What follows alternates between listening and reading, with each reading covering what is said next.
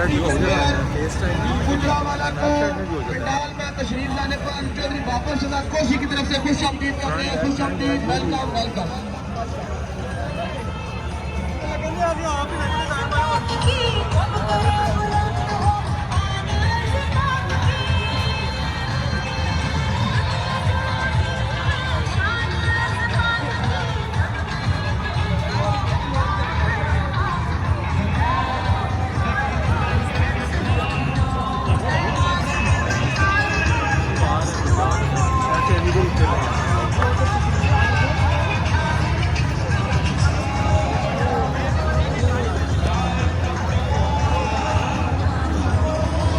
भैया लो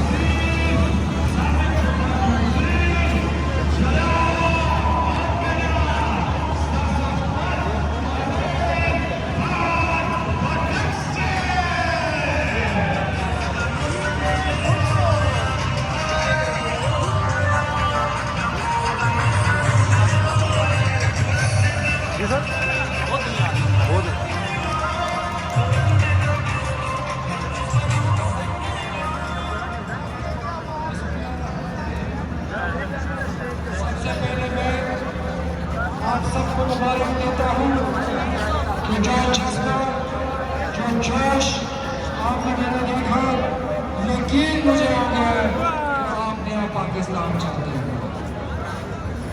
मैं एक सवाल करता हूँ, क्या हमारे बुजुर्गों ने पाकिस्तान इसलिए बनाया कि यहाँ